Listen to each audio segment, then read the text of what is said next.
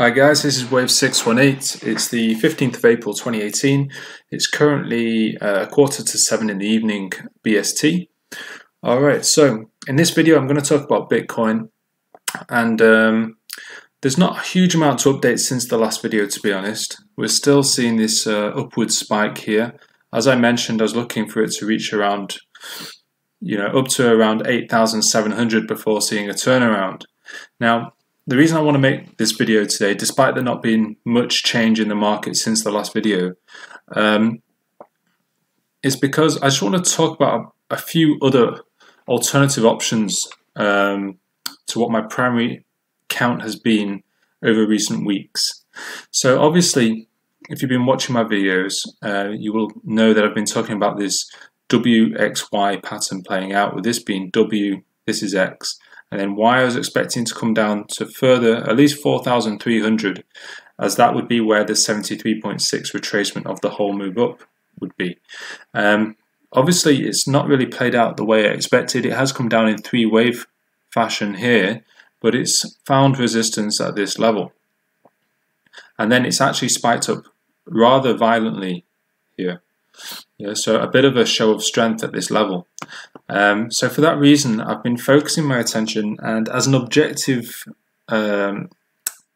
trader, I've been weighing up both the bullish and bearish arguments. And there's a few points I want to discuss in this video, and I've written them here. So I like to use lots of indicators, including news. So there was some significant news of recent. So obviously, I'm sure a lot of you are aware that apparently George Soros and some other big institutions were apparently talking about getting in on Bitcoin, and that news came out at this level, at this low here. Price has subsequently gone up. Now, the news is nonsense for a start. If someone's planning to get in on a particular market, they're not going to announce it first, allow price to go up, and then get in once the price has gone up. That's just not going to happen. Very likely George Soros was already in. He may have been in just before the news was announced. Who knows? But he certainly wasn't thinking about getting in. He was either in or he's waiting for it to come down a lot further before he gets in. But I think likely he was already in, to be honest. Now, that's where some positive news came out. There was some negative news when we saw this big markdown in the price from X. And this was where we saw the truncated X here. So I was expecting X to make three waves up, this being 1, 2, and then a third wave up here. But instead it was truncated. It failed to come higher than the previous high. And that was largely based on this news, and this is market manipulation at its finest. I discussed it in my previous videos, but I'll just mention it again. Because the timing of the news is important to determine what the agenda was, what they were trying to achieve. So there was three pieces of news that came out that stood out to me, that came out all at once, literally in the space of an hour. So there's the fact that Binance exchange got hacked, which was a story that was slightly overplayed, to be honest. It wasn't quite as big a scare as it was made out to be. And then apparently some miner servers, so miners in Bitcoin had all their servers stolen, quite a lot of them in fact. And then also it was reported about the Mt. Gox trustee was selling off his Bitcoin, but that had actually been done since Bitcoin reached its high of $20,000, but they decided to announce it at this time here. Why? It's market manipulation to bring price down. So that negative news all came out around this level, and I don't know, I'm just trying to figure out why at this level. Were they just trying to flush it down one last time before they decide before they find a bottom and take prices up? It's often usually a last attempt to bring price down when you see all this manipulation. Yeah, it's often in the last leg of a downward trending market. So it does make me think that was the last attempt just to really bring price down, because they don't have the the financial, they're financially exhausted to actually drive price down with short positions. They're actually using media to actually bring the price down. And then the positive news came out at this level. When news starts coming out and it's really used to try and shift the market, that's when you have to wonder, are we about to see a change in trend altogether? So that's just the news that I wanted to address there. The timing of the news. Another thing I want to talk about is the altcoins. They've all bottomed, yeah. They've all retraced much further than Bitcoin has. So let's quickly just have a look at a few of them. I'm not going to go into them in depth in this video, but all right. So let's start with Verge is obviously spiking here. It retraced very nicely, very deep, and then it started to spike already, way before Bitcoin has started its move up. And as we've seen previously, Verge often spikes way before other cryptocurrencies. Then Digibyte formed a really nice curved out bottom, and now it's on its way up. Again, it's retraced very deep. I'm sure this was a 78.6 retracement. I just don't see it coming down any further. Yeah, so very nice support at the 78.6 retracement there. And just going down the list, so we've got Tron, again, really deep retracement, looks like it's now heading up. Ripple, similar picture to Digibyte, to be honest. It's formed a curved out bottom, bit of accumulation here at the bottom, just like with Digibyte. Let's have another look at Digibyte. This was all accumulation, a slight flattened accumulation phase here. Typical Wyckoff accumulation. And Ethereum, again, huge retracement here, and it's again retraced a lot here. Again, it looks like it's moving up. They all look like they're starting to move up. I cannot see them retracing any further. They've formed really, really deep retracements. I just don't see them coming down further. Okay, I'm not going to dwell on the altcoins in this video. So that was just the other thing I wanted to discuss about the altcoins. Now, this is very interesting. I'm going to discuss another Elliott wave pattern that many of you are probably unfamiliar with. First of all, Elliott wave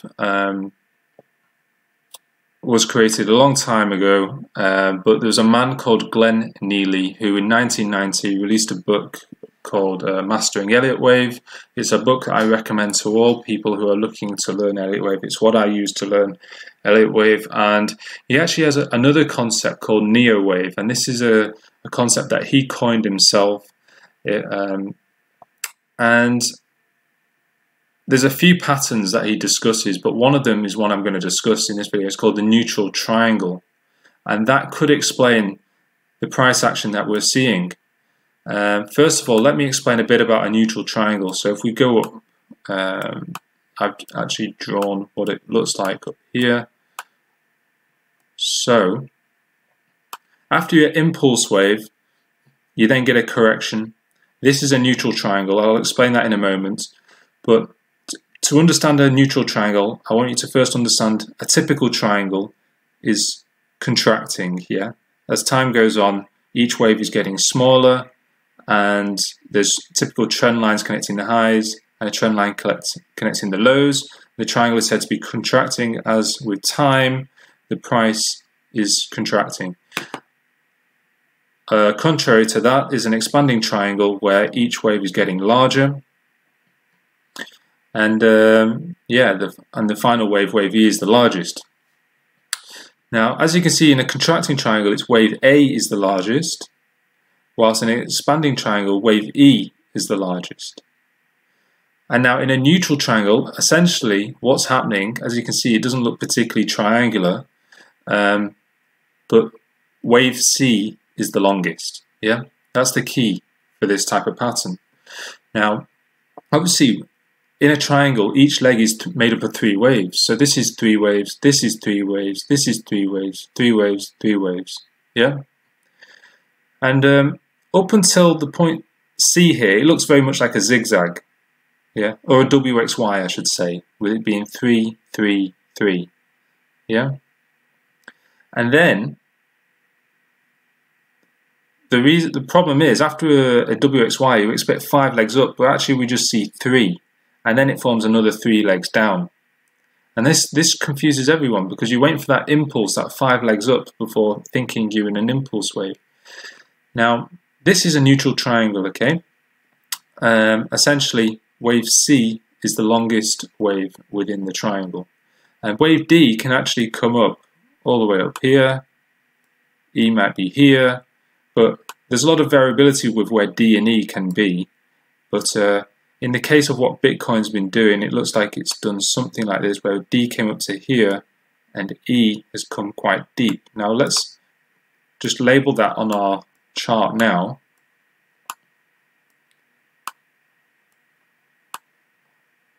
So I think it's better to look at it on the 4-hourly here. Alright, so if we were to label this neutral triangle, I would label it like this. So this is A, that's our A wave, then we've got B, then C is the longest, then we have D, which again is 3 waves, 1, 2, 3, and then E is a final 3 waves down, 1, 2, 3, yeah? From here, we could potentially start seeing, because this is the end of the triangle, a huge impulse up. Yeah, and just some further examples of how this can occur. If we look on, so it has occurred on several times in the past. Let's just go on daily, it might be a bit clearer. So it's these 2 points, this retracement and this retracement. I believe these were neutral triangles also. So what I'm going to do, I'm going to expand, just zoom in on this area here. So we're going to see both of those corrections. Alright, so this is the first one. So you can see 3 legs down, 3 legs up, C being the longest 3 legs down here, then D 3 legs up, and then E coming to here. Yeah, so this is the end of the neutral triangle. And further confirmation of that is this impulse wave after, this being 1, 2, 3, 4, 5, because that shows very good Fibonacci relationships. If we do a fib from the beginning of wave 1, wave 2, well, end of wave 1 is there, wave 2 retraces to this level here. As you can see, the 3.618 is the end of wave 3, and then wave 5 is a 2.618 extension of wave 1. Yeah, so that's an example of it working there. And then again, it's done the same thing here. So 3 legs down, 3 legs up, a large wave C, 3 legs down, wave D is 3 legs up, and then wave E is 3 legs down. Yeah, so actually the beginning of the next wave is here and not here. The impulse started here, not here. So if I'm just to label that A, B, C, D, E, it would look something like this. A, B, C, D, and E. Yeah, this is a neutral triangle where wave C is the longest. Yeah, and it's very important. It means we start calculating our wave for the next big impulse up. We count it from here and not here. So this is where you start your wave count. Now, this obviously confuses a lot of people when the price, for some reason, has done 3 legs up, and then it corrects 3 legs, and then it keeps going up. Not many people understand why it made 3 legs up, yet it's still impulsive. Yeah. So the reason for it is because the correction is not finished. The correction finished here. Yeah. So the impulse did not start here. That's why if it was an impulse starting here, you'd see 5 waves up, 3 waves down, followed by another 5 waves up. Yeah. But in fact, it's just 3 up, 3 down. This is still the correction pattern completing itself. A further confirmation of that.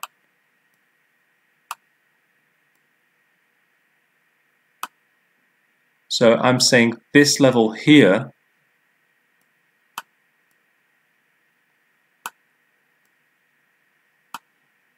rather than this being the bottom of this correction, this is the bottom. And if we do a fib extension, so this is where wave 1 starts, finishes around this level here, wave 1. You can see wave 3 finished at the 2.618. If we keep this extension on and put it to the beginning of where wave 5 started, you can predict exactly why Bitcoin topped out at 20,000. Wave 5 was a 1.618 extension of wave 1. Yeah, almost to the point. Yeah, so the fact that these Fibonacci extensions are lining up so nicely tells you that this was the bottom and not this. Yeah, this is the end of the correction. And the only way to explain it that I can see, I've explored lots of different ways in which this could have played out. It's this neutral triangle that explains it. So it happened here in this retracement, it happened here, and now I feel like we could be seeing it again. I mean, I was talking about being a WXY with this WXY, but typically Y would come down further. I was very surprised to see it blunted out here and to start turning back up. On top of that, altcoins are popping. The news, the timing of the news, for me, suggests that there could be a turnaround in the market. And one other indicator that I've been discussing, I've written it here, that I want to discuss in this video is the OBV. Now, I was mentioning in my previous videos that I was expecting OBV to come down lower. Let's stick the OBV on. And reason being for that was, if we plot a horizontal line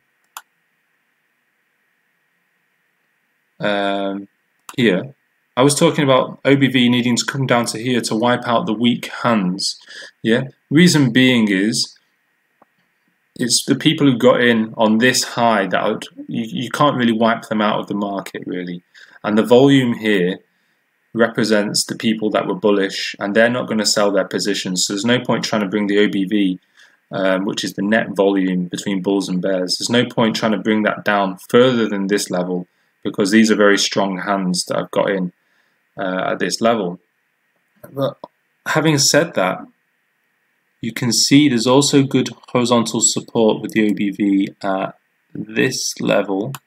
You can see actually support here and resistance here. And interestingly, look at what the price was in Bitcoin at this point. So it was around $1,100, and scroll across to the left, it's the same price as here, yeah, $1,100, which basically means that the people who are in at this stage are the same people who are in at this stage. So again, you're going to struggle to bring OBV lower than this level. Yeah. So that's another reason. Using the OBV, it could show us that the weak hands have been taken out. Essentially, the OBV represents the people who have been bullish at $1,100. They're the people who are left in this market at this level here, and they're not going to get wiped out. So you can argue that the OBV indicator is now also pointing towards a bottom in this market. So there's several indicators that we discussed there, some slightly unconventional things that you might not hear other trading analysts talk about, especially this neutral triangle. Please Google it. It is out there on Google. It's not as widely talked about as traditional or conventional Elliott wave patterns, but trust me, Glenn Neely is like a god when it comes to Elliott wave. He explains it really well. His book on mastering Elliott wave is a masterpiece, and it's what I read to learn about Elliott wave. And he's the one who swears by this what's called Neo wave. That's N-E-O wave, and one of the patterns discussed within Neo wave is a neutral triangle. So yeah, have a look at on the internet. But essentially, I've described Neo wave in this video. That is pretty much all that's to it. There is another interesting pattern called an extracting triangle, which is quite interesting also. I'm not going to go into that in this video. I might do another Elliott Wave tutorial on these advanced patterns at some point, but that could explain why price has finished at this level. It could explain all of these waves. Yeah, so just a bit of food for thought there. As I say, I was looking for this line to get hit before looking at a possible short, but having done this further analysis, I'm actually thinking it's worthwhile getting in on the altcoins right now. I don't see them coming down lower. The only argument not to get in on the altcoins now is that Bitcoin could come down lower. Yeah, there's still an argument for it coming down lower, in which case you could buy the altcoins at cheaper prices if Bitcoin is cheaper. However, I think that's a risk to take because there's a lot of arguments for it going up, as I've discussed in this video, and the alts are moving quick. So supposing that Bitcoin comes down to half its price, so say from 8,000 to 4,000, yeah, that means you could make twice as much of your money if you buy altcoins later. But what happens if altcoins double in price during that time?